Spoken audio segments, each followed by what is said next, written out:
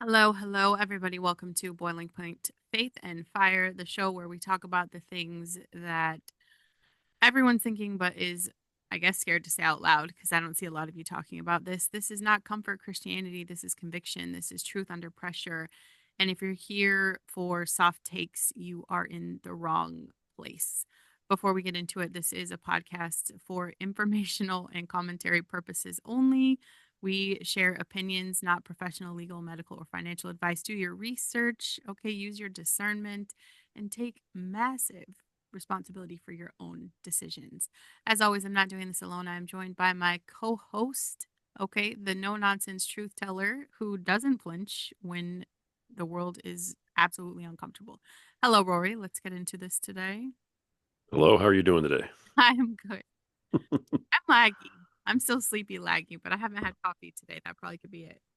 Are you trying to not have coffee today or something? Are you like on a It's like a mud water, okay? So it's like thick and grainy, and some days I just can't stomach it. wow? Okay, anything that's called mud water, probably not Not somewhere I'm going. water. I'm guessing it looks But like mud water, like I something mean, to the you end of know, it, y'all. I to the end of it. So without my coffee, I'd just be laying here in a heap. You know yeah, what I mean? It'd be you and the Christmas tree. I wouldn't even I wouldn't even be part of this. that's how I feel today. I feel like a heap. All right, what do you want to attack today? I mean, I can't. My brain is just still in this Epstein space because so much stuff is out, Yeah, and it's everybody. It is everybody, you guys, and it is mind blowing. It is so much to comprehend that I think I I don't even know. And I'm talking to my husband yesterday, and he's like, what makes people like this? He thinks that it's not all of them, like that they're all evil.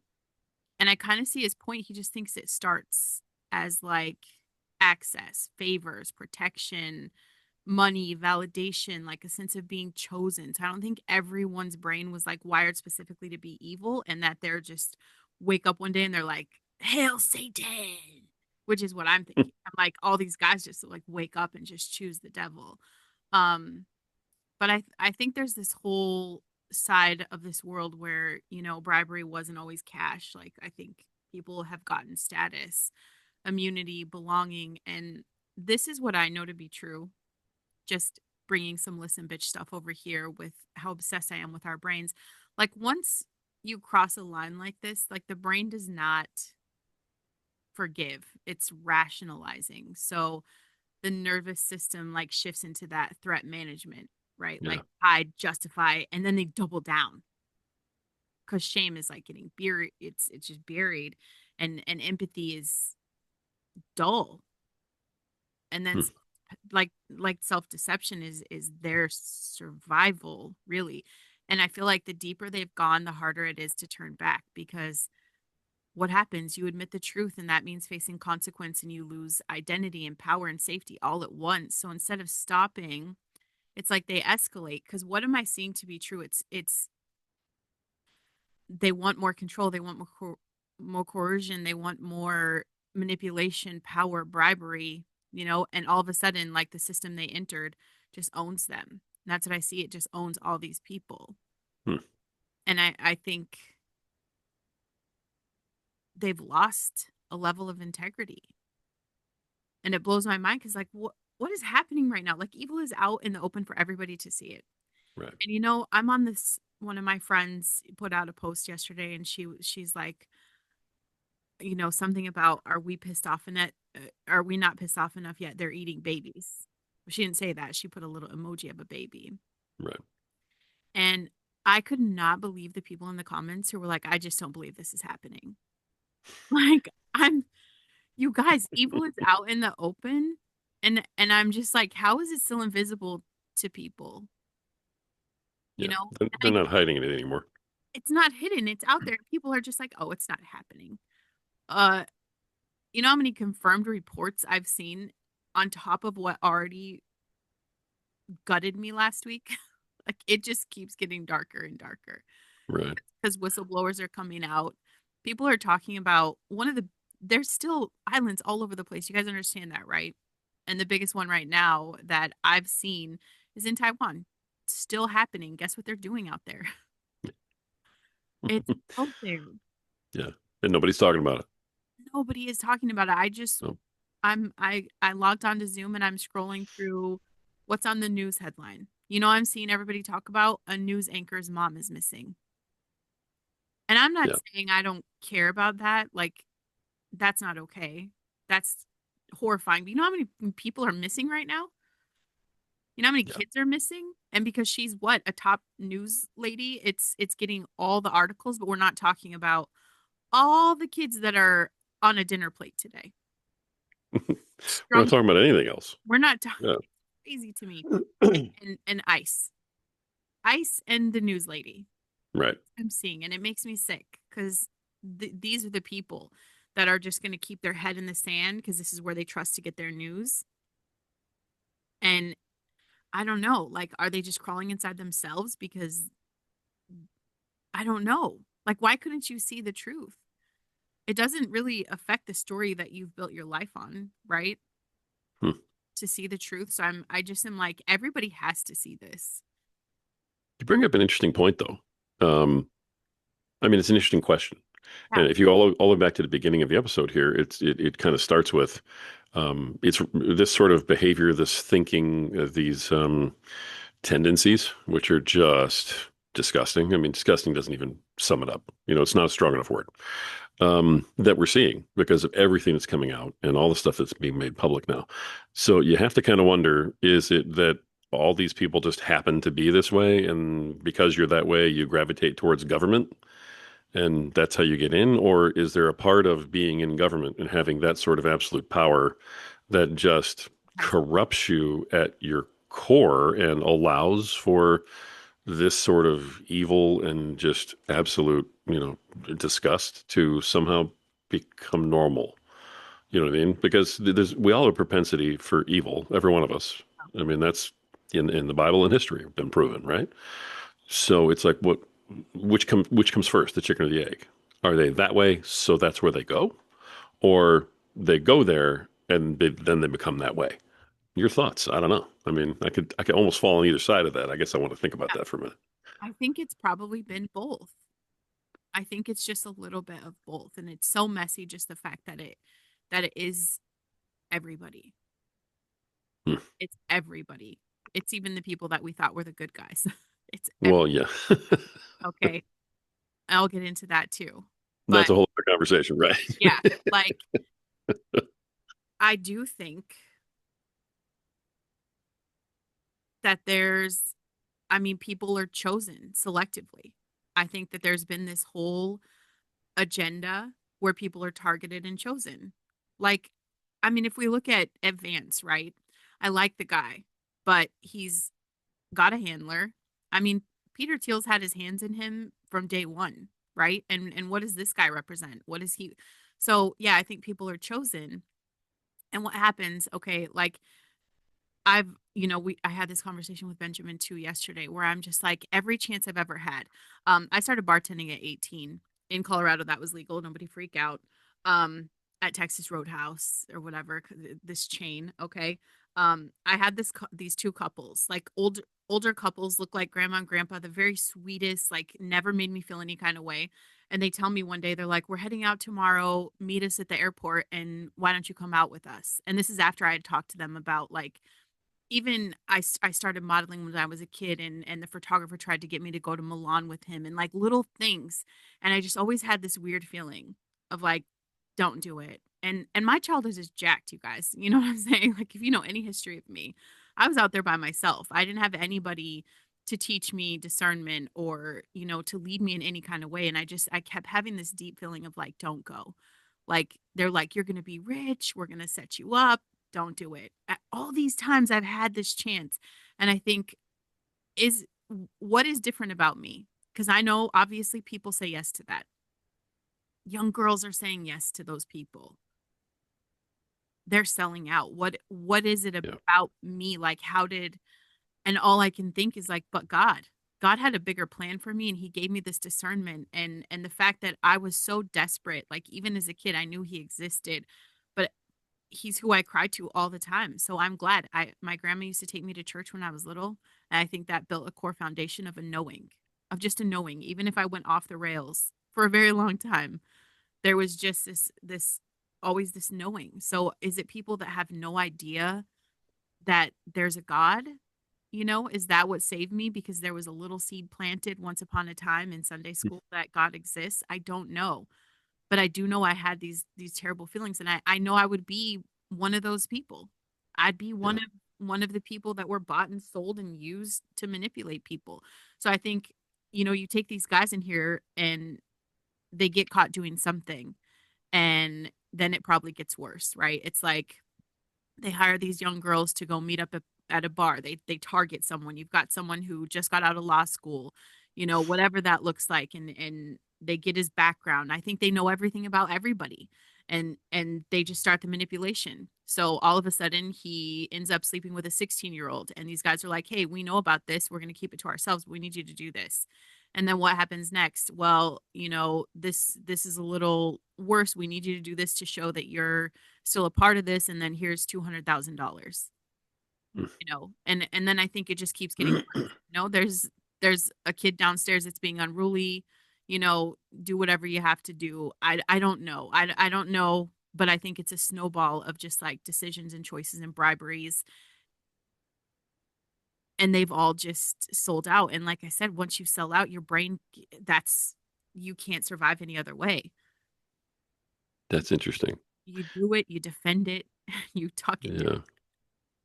Yeah. There's a well-known intelligence operative, and he's so well-known I can't remember his name, but he wrote a book and he's been interviewed, and he's been deep in the CIA, and he has like a code name, and that's the only name you know him by because he's like that deep still. But one of the things that he came out and said that has stuck with me for years is that the problem with our country and the reason that we are always having issues internationally is because we think about things 5 years from now. We make our plans through intelligence and planning and everything else, planning for 5 years from now. China, and through China, their willing idiot, right? Russia. China thinks 50 years from now. And so when you just consider that there's actually a regime out there that's making plans with what they're doing today that's going to impact things 50 years from now, you kind of have to stop and go, I wonder if there's truth to what you're dancing around right now, which is, you find the people when they're young and they make the mistakes, right? They have these proclivities, they have these awful tendencies. When they're younger, they find them, they use those to control them, and now you've got the useful idiot. Now you've got the person that's, completely under your control, and you groom them and you put them up. It doesn't take that long to do that. How long have they been watching us? I mean, That's what I mean. It's when been decades and decades and decades, right? So, long before cell phones, long before wow, cameras on the computer, like whenever they admit to saying like, okay, well, we started spying on the American people, right? The phone taps, everything. I had a guy on my show who made it very clear like phone taps have existed for a very long time, and everybody's in on it. 100%. It's words, like they just listen for keywords. Um,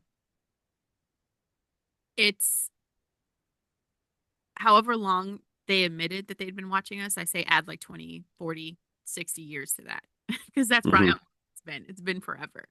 So Right, yeah, it's they play the long game, and they just right, pull up in this. And then, we let Hollywood get big. We let music get big, and right there hooks in everybody. You want the record label?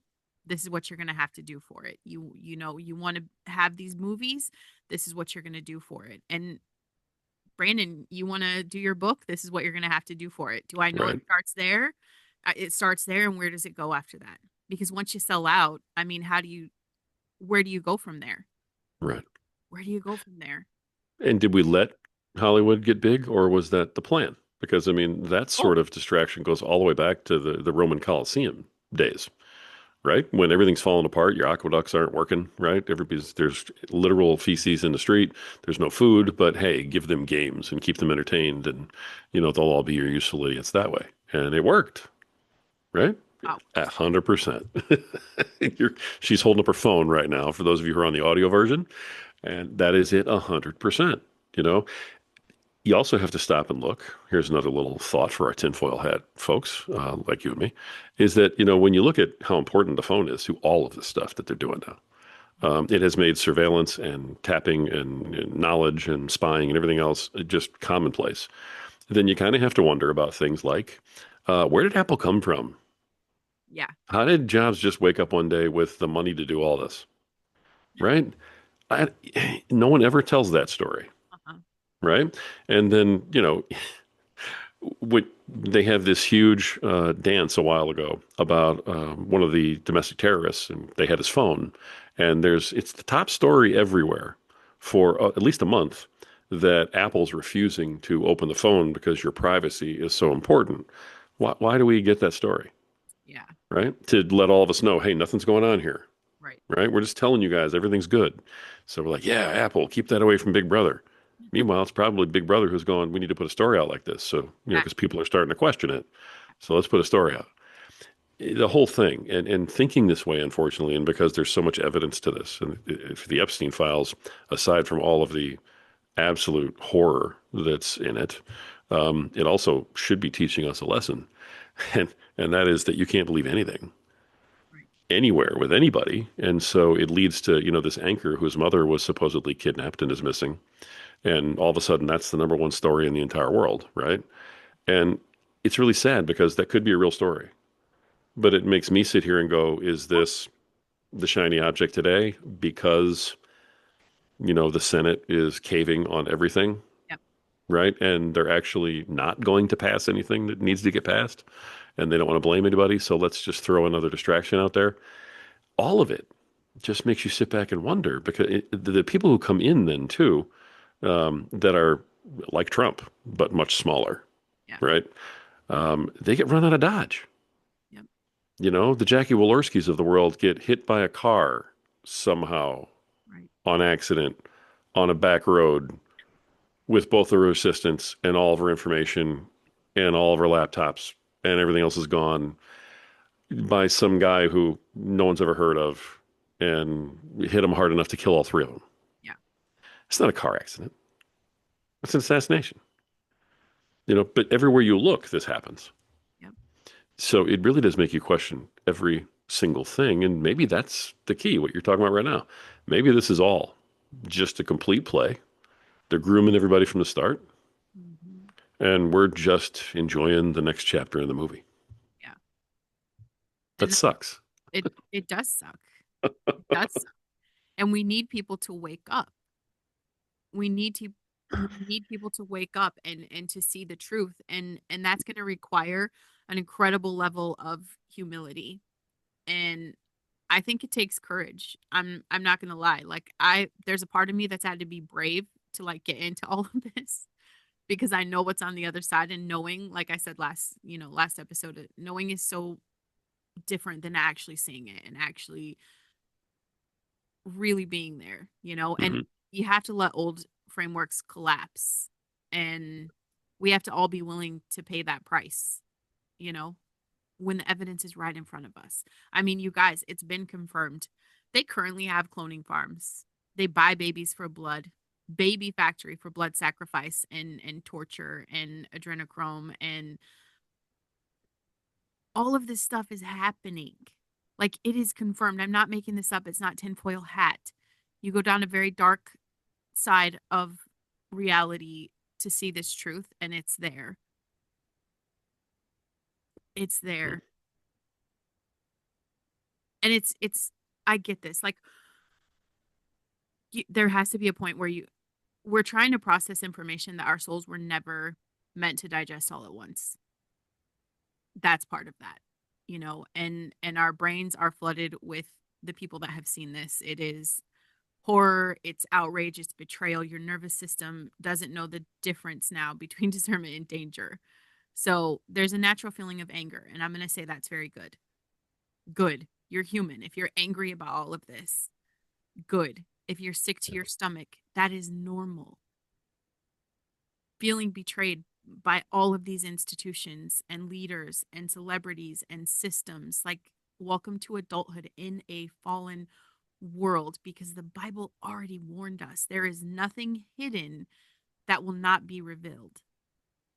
And I don't know about you guys, but when I read the Bible, like revelation doesn't come gently.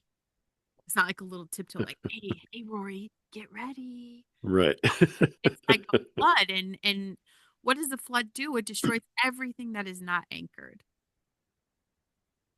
And I am not telling you guys, like, we were never called to carry the full weight of global evil. We don't carry the weight of that. I just want you to see the truth that it's out there. I Yeah. want you to know this is happening. But carrying the weight of all that, like, that is God's job. Okay.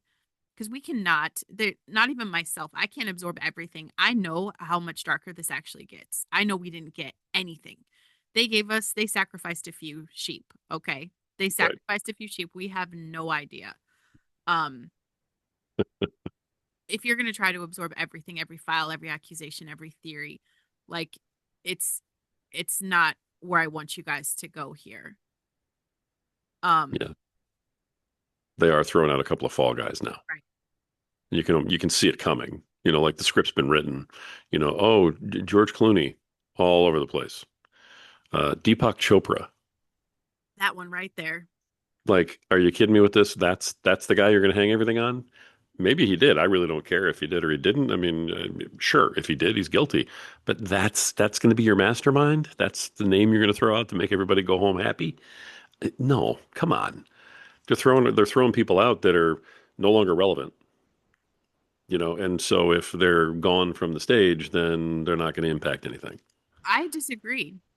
I disagree on the relevance because in my circles, Deepak Chopra is a big name, and he was especially a couple of years ago with everything I was in. So it's just one of those things where you throw out a few sheep, and then people just lose that. It can go one way or the other. Either we're going to get pissed off and we're going to want to fix this and understand that, there are a lot of bad guys behind the faces of good guys and still believe there's good guys. Or there's people that are going to take this and think, wow, so nobody's good. I mean, the Dalai Lama, you guys, and Deepak, those are huge names. It's like when I first found out about like Mother Teresa and the truth of all of that. And, you know, all of that, you start to think like there is no good. See, but doesn't Chopra make total sense? One I'm of the things that one Yeah, of the things that people are like taking solace in right now, right, is that if they're having trouble with their faith, with a religion of some kind, they can still believe in a higher power by believing in the universe, right? They can feel comfortable with it. They can wrap it around them like a warm blanket, and it makes them feel secure, yeah, right? I mean, it makes them feel like, hey, I'm okay. You're okay. The world's going to be all right. Well, you can't have that. You have to have everybody in a constant state of fight or flight yeah, so that you can control them. So you take the people at the top of that very powerful movement right now and you eliminate them so that all the everybody in the corral starts running around, right? Because now they're loose and they're free and they don't have a leader and it starts to disrupt everything. And that's what they want. So they're not going to let us have a safe space. That's why they keep going after the churches. The Christians are attacked every single day because our church is our safe place, gives us our grounding, gives us something to believe in that's bigger than all the rest of this stuff, and then they can't control us because we have that bigger faith. So what do? You destroy the church. You go after it. You make the different denominations fight with one another. And they're doing the same thing now with the spiritual, the woo-woo side of things. And when I saw Deepak Chopra's name, that was the first thing I thought of. I was like, oh, you got to destroy that too, because that's picking up way too much steam. And people are starting to actually, be calm and maybe calm down a little bit and find themselves again. Oh no, no, we can't. We're not going to give you an alternative to religion either. We're going to blow that up right. because we got to keep you running around like a chicken with his head cut off, out in the yard. I'm not buying anything anymore. I I've been red pilled so bad, it's like that's all I have. I do think that everything they've released has been very specific. There's a reason behind everything, and they're probably thinking 50 years ahead. I mean, it wouldn't shock me. So, um, but again, you guys, it's biblical. It Yeah. We've been warned. The false idols, the false teachers, self-appointed influencers that are rising up, drawing people to themselves instead of God. And it's promised none of it is going to stay hidden. And Scripture says what is done in the dark will be brought to the light. And that exposure, like it's not our revenge, it's God's correction. And our role is not to necessarily worship or not to worship the exposure, Okay. but we're, not, I don't want you guys spiraling in a rage or turn that discernment into like an obsession. I want you guys, our role, our job through this, how we get through this is that we stay anchored, and you have to speak the truth, and you have to refuse to participate in the darkness. And that means hold people accountable without becoming corrupted by hate. Call out the evil, protect the Right. leave judgment where it belongs.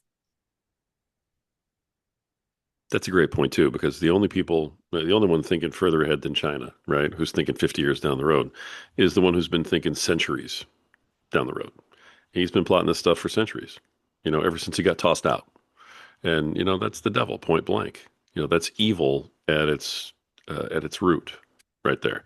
This plan, all of these things have been put in motion. They've been, guided and chided and spurred along for centuries, getting to a point where he actually can make the comeback, and everything that is in his way is gone. That's all he's got. So he's been laying the groundwork for all this stuff for a long, long, long time. So we're just starting to kind of wake up to some of these things and see maybe a fraction of it. But that's where you have to I think bury yourself into Ecclesiastes and say, look, what everything that's going to happen has already happened, Yeah. right? The battle's already been won. So the only question for all of us is, what is our role going to be in it? What legacy do we leave to our kids? How do we help, you know, Right. not give into that, right? Because every time one of us gives into that, he gets closer to winning, That's what he wants. He wants to change. right? He wants you to think that it's hopeless, you're helpless, that, I even just human thoughts in my brain when I read the Bible sometimes, and it says like things are going to get worse, and I think of Sodom and Gomorrah, like when things are way worse now. They weren't talking about everything that they're doing to kids right now, and clone farms and human experiments and real vampires, okay? Like all this stuff is real. They're messing with the weather. They're messing with everything, bringing the new computer age, and I think it can't get worse, but the Bible keeps saying it's going to get worse, and I think he's got to be coming soon, right? And that I'm going to be honest, you guys, it used to annoy me when I would meet someone that's older and they're like, "Oh, look at everything that's happening. He's coming." And I feel like every generation has probably gone through something where they thought it was the end of the world, where they Hmm. thought God was coming because it's so bad. But then I'm like, "No. Nothing is this bad. This is bad and it's deep, and we haven't even scratched the surface of this, and it's everywhere. It is everywhere, and it's fun when you're a kid. You think hell is this place that you go to underground that's on fire and all the things. You guys, hell is here. It is here, and I just want to make it clear, like, God has not forsaken us. I know that sometimes it feels like that because the world's unraveling, but even the Bible says that in the last days things will be exposed and deception will be obvious, and evil is going to lose the ability to hide. You guys know this doesn't mean God is absent. It means that he is here. He's active. And what looks like chaos is just that revelation. So it's loud and it's ugly and it's messy. And what feels like the end is sometimes God actually separating the truth from the lies.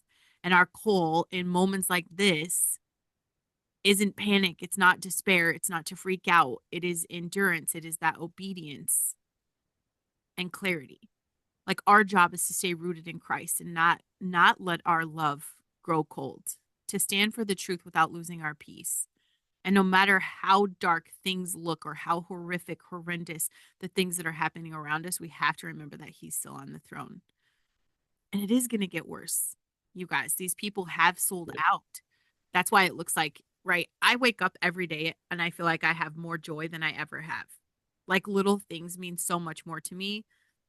I genuinely just absolutely love life and I'm excited. I'm like, what's going to happen today? You know, what do I get to create today? Who am I going to get to talk to? Like, what surprises does God have? And I'm just at home with my kids, y'all. Okay. And I put some content out for, you know, the podcast. And I'm like, God, what do people need to hear today? What do I get to tell them? Right. I do this. And then you have these really evil people who wake up on the opposite end of the spectrum and they're so tortured and haunted that they wake up and they're like, what can I do worse? What can I do worse to bury every voice that's trying to come up inside of me? What can I do worse? So it doesn't stop here. It doesn't stop here. We can take all the people on the list, on Epstein's list specifically, all the people there, hold them accountable. But guess what's still happening? Yeah, for sure. We can't stop it, but we can become an active voice in the movement of defending that. And it starts with getting your house in order. It starts with really anchoring in God. If I Okay, I started a podcast. I started that political podcast a while back, but y'all, I wasn't reading the Bible at that time, and it just didn't work out for me. I was feeling sick all the time. I was feeling stressed out. I just didn't get it. There is no way I could do this show and have these conversations if I didn't anchor myself with God. I would have gotten mad. I'd have probably looked like a liberal just every day. Like sometimes I still feel it, right? Like the rage and stuff. But like there's Yeah. no way. I'm telling you guys, you cannot be in this world and not have God as your anchor. It's impossible. And you're not going to feel good. So if you're not feeling good now, I'm saying open the Bible. Like that's our job right now. Because then everything's not a surprise, right? It's not. You know your job. Get right with God, get your family in order and call out evil. That's our job. Mm, totally agree. Totally agree. Wow. You know, that's we could talk all day about sort of like what can you do? Yeah. Um, what you're talking about right now is the first step because you not only have to be aware of it and you have to acknowledge that it's like there, but you have to bury yourself in your faith so that you have the strength to perform the earthly functions that you need to perform to be useful, to help the right side plan for 50 years from now. So that, you know, you've said before, and I've heard you say it multiple times, that evil doesn't, you know, really have to win. They just have to have enough good men do nothing. Mm-hmm. And when enough good people do nothing, then evil wins without trying. And that's where we can't fall. You know, so to get the strength to be able to move forward and to be able to say, hey, what can I do as part of the resistance, you know, so to speak? Well, you got to bury yourself in your faith so that you can hear that message. Otherwise, you're never going to get it. Right. You're going to be looking around in all the wrong places for that message. You know, trying to figure it out, like walking through a room with the light off, and we just can't do that. We can't do that. We got to have some guidance as to, hey, you may want to go here. You know, and then we can decide what we can do in earthly means to get there. Yeah. Yeah, good stuff though. It's crazy. Yeah, It's very thought provoking this morning. I mean, you came loaded to bear. Wow. crazy. Mess. It's just a big tangled mess. And yeah, I don't even know. I don't know. It's you know, a political podcast and I just don't even see politics anymore. I don't see politics today.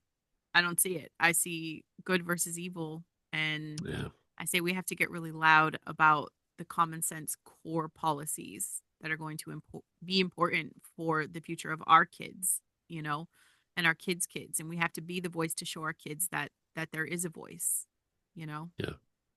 There is a path forward. There is a way to work towards change and to, you know, actually get out of the stuff that we're in. Um, it can't be done though with everybody going, hey, you know what? We all recognize that these are two wings of the same bird, and so we're just not going to have it. We've tried that in the past. What happens every single time is a few of us who feel like we can actually see behind the curtain. We form a third party The third party doesn't do anything other than guarantee that the wrong party wins. And then you have 4 more years of more pain and suffering than you should have had, which sets the entire cause back, years and years and years. People, I think, forget what Ross Perot did. Everybody talks about, Clinton is in the news now. And the only reason we had 8 years of Bill Clinton was directly because of Ross Perot. Yeah. And for those of you who don't know, independent businessman who decided he was going to run as an independent. I vote. And okay, you just proved the point. Yeah, exactly. You just proved the exact point. Democrats, liberals, they will never stray. They're going to go down with their ship. Yeah. The only people who ever go to a third candidate, a third party of any kind, are conservatives who are more conscientious. Libertarians are not normally liberals. They're conservatives who are looking behind the curtain and don't like what they see. The right is the only side that ever gets hurt by a third party. And so what you end up doing is when you vote for the third party, you're voting for the Democratic candidate. Right. When you look at the difference between Bill Clinton and um, uh, Bob Dole, and you look at the difference between him and George Bush Sr., 90% of the people, 90 plus percent of the people who voted for Ross Perot were conservatives. If you take 90% of Ross's vote and you give it to either Bush or Dole, they both beat Clinton. That's how bad it is. It's just math. So we can't do it that way. Unfortunately, we have to find a way to work within the current system and sort of come up from within it to blow it up. And that's tougher. That requires thinking 50 years ahead, not five. No, I'm glad you're saying this because I've never looked at that perspective. I haven't. And I have friends now, so I'm asking Rory for advice for the dad advice today. Um I have a few good friends who are just done with it, and they're done with Republican, they're done with Democrat. And I don't care what the name is. Mm-hmm. Like I want my policies that I think are important. So what's the conversation I need to be having when every single day their post is you idiots are still Republican or Democrats. We're still doing that, the red or blue pill. Um all those comments every day. So what do you think is the best, how do you engage in that conversation without bringing on their defensiveness? What's the common sense answer? That's a tough one because that's really where we are, right? Because I see the same thing. I read comments, and stuff, and there's always at least one person or small contingent of people in the comments going, "I'm tired of both of you, both sides. I don't want to hear it anymore." But if you track it back, those people who are ready to just be done with all of it normally are conservative in their roots, and that's who we're losing. So that's the problem.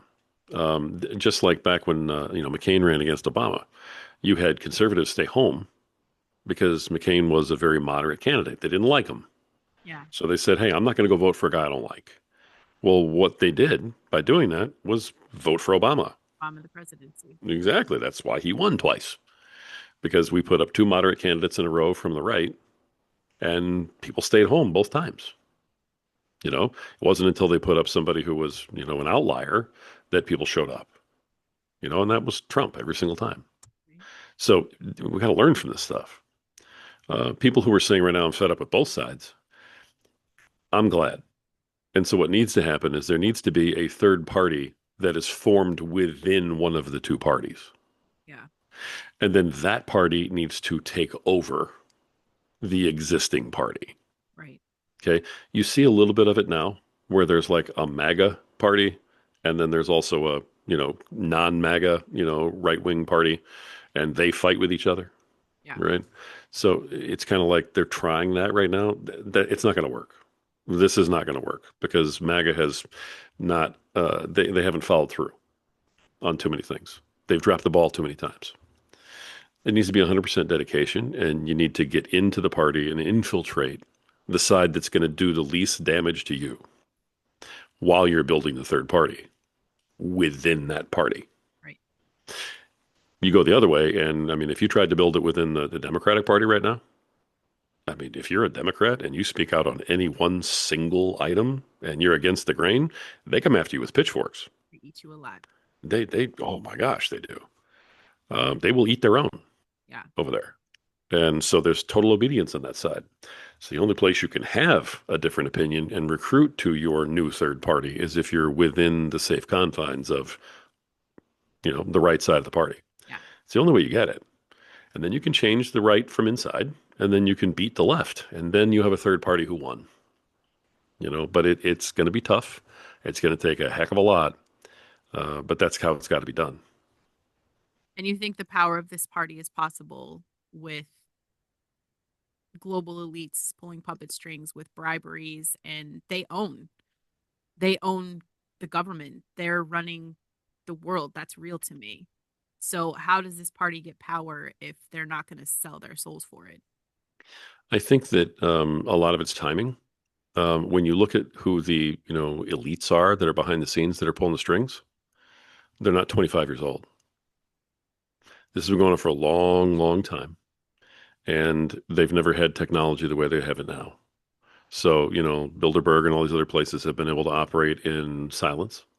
The Carnegies and the Rockefellers have been able to do what they've been doing for years and years and years. Israel's been able to do what they've been doing for years and years and years because there's no light being shed in any of the corners, right? So this evil can just sit there. Technology, allows them to do more damage to all of us, but it also allows us to see behind the curtain if we're willing to look. So I think that coupled with the fact that there's so many of the original founders of this plan that are going to die, they're not going to be around. George Soros is not going to be around 10 years from now. I mean, there's a Soros Jr. that's walking right in his footsteps, though. Yeah, but again, you look at the inherited wealth, you look at the inherited position, not the person who created it, the one who, grew up with the Rolls Royce taking him to private school, right? They're not the same. They're not the same people. So, and you know this as well as anybody. When you've been given something, it doesn't have the same meaning to you as if you've had to fight for it. Yep. And we as a culture have had to fight for more than a lot of generations that were standing in before us. The baby boomers didn't have to go fight for something. Sorry to all the baby boomers out there. You know, they picked the path, they went down it, it was great. Dad goes to work and mom stays home with the kids, and you can afford a house, two cars, school, food, vacations, and college. They're doing everything they can to break it all down. So at some point, we have to fight it. It's got to be us. But it's got to be done from the inside. It's going to take a lot of planning. It's going to take a lot of the key people doing it. So, in order to even start it, you got to keep the totalitarian party out of power for an extended period of time, Yeah, or you can't even have the conversations. So, that makes sense. yeah. Anyway, my thoughts. That's it. That just means we can't be disheartened and stay focused on the policies because the right party is going to stick you in you know what I'm saying? Like the policies are going to align every single time. Um, Yeah. even if the name changes, because I do feel like it's gone back and forth. And right now, my ethics, my core values, my beliefs align with everything Republican. Two genders, no men in the women's bathroom, bring back insane asylums immediately. Right. So that's where you go. Yeah. And that's where you work from within Yeah. to change what's going on there. That's the only way to do it. The third party is a great idea, but is way too much power, and the numbers don't add up. They never have. Oh, for policies. Well, I'm good for today if you want to close us out. Awesome. Love everything you brought today. And when you get going, it's just I just love having a front row seat to it because, I mean, you just come packed with fire and faith. You are the title of the podcast, kiddo. Let me just tell you. 100%. And I love it. But I'm just happy to be here. I love being your partner on the show and getting to talk about these things. I hope that anything that we said today just makes somebody think for 2 seconds. Hey, that's a good point. What about that? Or, hey, I never thought about that. Maybe. Folks, if you get that out of this, then we've done our jobs because all we're trying to do is break down convention, break down the wall, and allow you to start thinking outside the box. That's it.